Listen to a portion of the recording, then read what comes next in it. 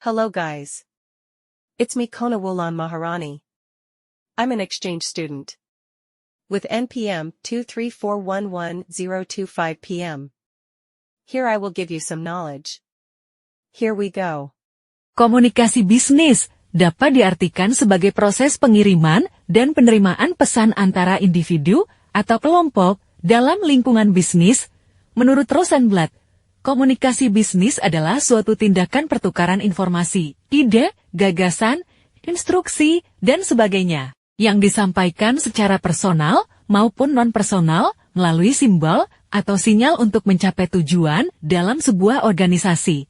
Simbol atau sinyal tersebut dapat berupa informasi, instruksi, atau bahkan pesan motivasi dalam bekerja untuk kemajuan perusahaan. Ya, komunikasi bisnis adalah proses pertukaran informasi, ide, dan pesan antara individu atau kelompok dalam konteks bisnis. Jenis-jenis komunikasi bisnis. 1. Komunikasi lisan. Contohnya yaitu berbicara secara langsung, rapat, presentasi, dan telekonferensi. Yang kedua yaitu komunikasi tertulis, contohnya yaitu email, surat, memo, laporan, dan proposal. Selanjutnya komunikasi nonverbal, contohnya berupa bahasa tubuh, ekspresi wajah, dan kontak mata. Pentingnya komunikasi bisnis.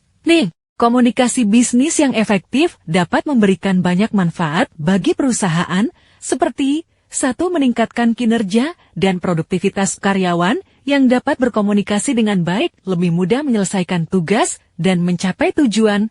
2. Memperkuat hubungan dengan pelanggan. Komunikasi yang baik dengan pelanggan dapat meningkatkan kepuasan dan loyalitas mereka.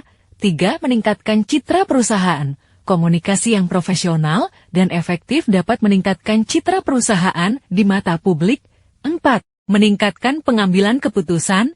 Informasi yang akurat dan tepat waktu dapat membantu perusahaan membuat keputusan yang lebih baik. 5. Meningkatkan kerjasama tim. Komunikasi yang baik antar anggota tim dapat meningkatkan kerjasama dan kolaborasi.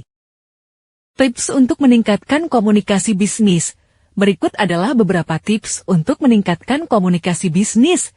1. Jelas dan ringkas. Sampaikan pesan Anda dengan jelas dan ringkas. Hindari bahasa yang bertele-tele. 2. Aktif dan penuh perhatian. Dengarkan dengan seksama apa yang orang lain katakan dan berikan tanggapan yang sesuai. 3. Gunakan bahasa yang tepat. Sesuaikan bahasa Anda dengan audiens Anda. 4. Perhatikan bahasa tubuh. Perhatikan bahasa tubuh Anda dan orang lain untuk memastikan bahwa pesan Anda terkirim dan diterima dengan benar. 5. Berikan umpan balik yang konstruktif. Berikan umpan balik yang positif dan negatif dengan cara yang konstruktif.